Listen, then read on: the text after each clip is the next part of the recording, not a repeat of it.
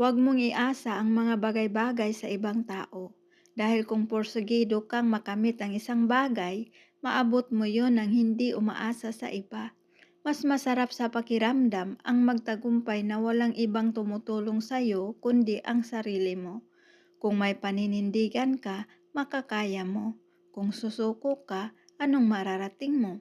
Keep flying, mga langga. Hindi mo kailangan ang ibang tao para magkusa ka.